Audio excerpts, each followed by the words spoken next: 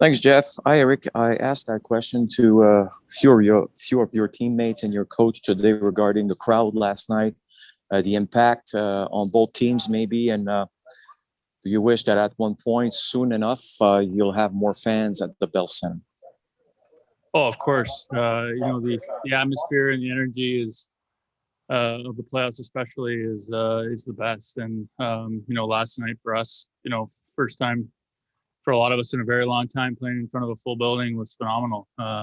Obviously the Bell Center is a place where that energy is huge for the home team, and I've experienced it as a visitor. I obviously haven't experienced it as much as I've wanted to as a home player, but obviously going home here soon, we're hoping to have it as full as we can, and that energy is huge for the home team, and that energy is great for us players. And obviously we're making steps in Canada with the vaccine and all that kind of stuff, but obviously the more the merrier for us, no question. It's a huge momentum changer, and it's a big boost for the home teams.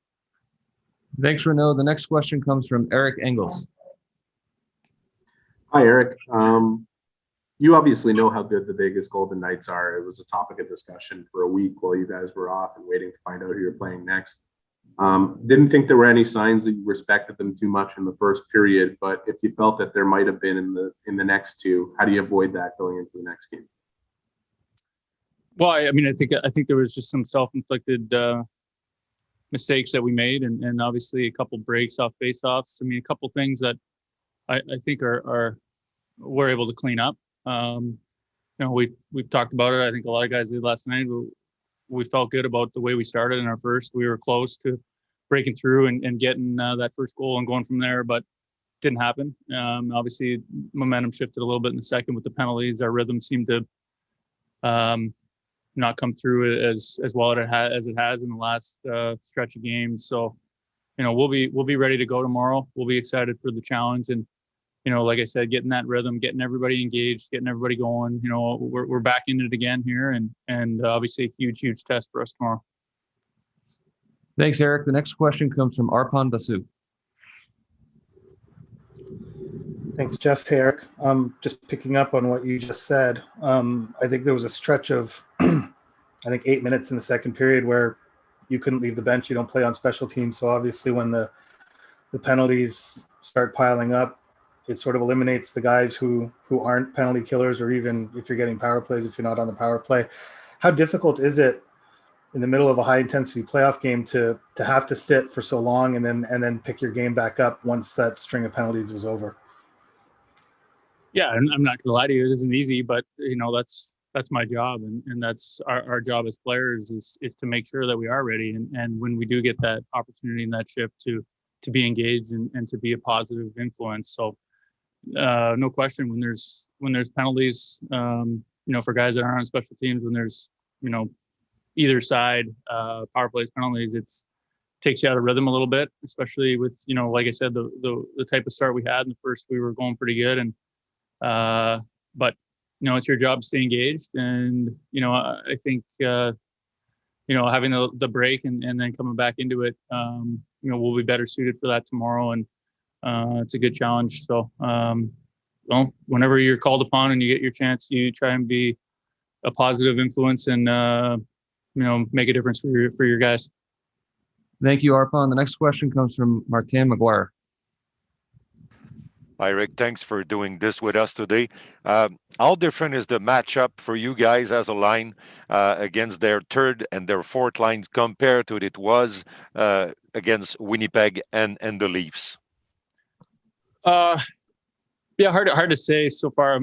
We're just kind of getting into it, but obviously, as a team over there, they play fast. They move the pucks north real quick, and they try and be aggressive on the forecheck. So for us, we got to make sure we're solid on our end, breaking pucks out, and then spend as much time as we can in the offensive zone. Again, I think first we were okay. We spent a couple of shifts rolling around. I think one of our first ones we were close on a few plays, but after that, rhythm shifted a little bit, and the penalty trouble in the second, and then in the third they did a good job of locking down and not giving us a lot. So we'll we'll adjust and talk about things today and be better in game 2.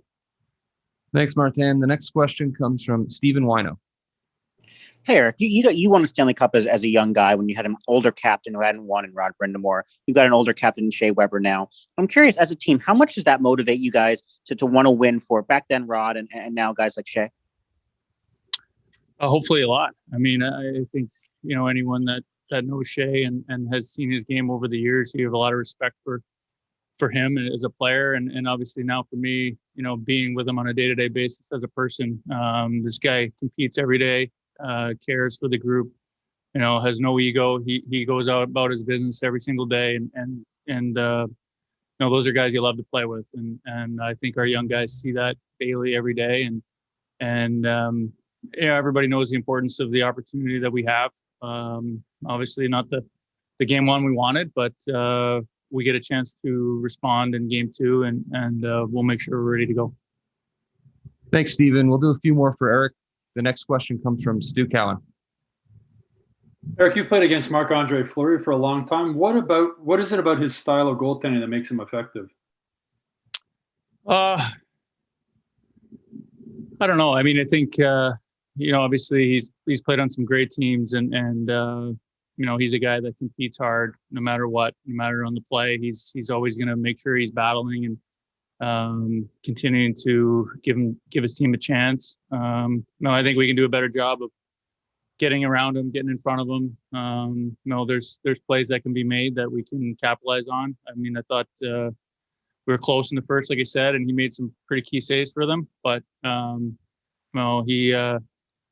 he's been a great player for a long time, and he's fun to play against. He's fun to compete against. I've gotten to know him obviously well over the years. Came into the league together, so hopefully myself and our team can get the better of him in game 2. Thanks, Stu. The next question will come from John Liu. Thanks, Jeff. Eric, is there room for improvement for the forward group as a whole with respect to in the defensive zone, getting up on their D a little bit more so, considering how much they like to activate, join the play? Yeah, I mean, I think there's adjustments that can be made overall. Obviously, we didn't get the W, so there's always things you look at to improve on. Their D were an important part of their game 1 victory, and like I said, two plays off faceoffs that I think we can. I'm sure we'll look at and try and clean up as best we can. But every little play is important, so you got to make sure that you're engaged and ready and as much as we can, being physical and hard on their defense, we're going to try and do. And it's only the beginning, but we got to try and be better in game 2. We'll do 2 more for Eric. The next question comes from Marty Klinkenberg. Hi, Eric. Heading into last night, you guys have really been on a terrific roll during the playoffs, and you've been around a long time.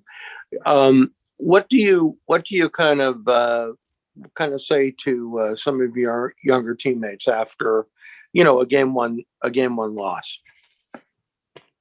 Well, I mean, I think the biggest thing is the response. The opportunity to go back at it tomorrow. It was not the result we wanted. Again, obviously, and in a 7-game series, it's always the next game. It's always the next opportunity, the next chance, and we know that we've been resilient throughout these playoffs, and the opportunity is again for us there tomorrow. So.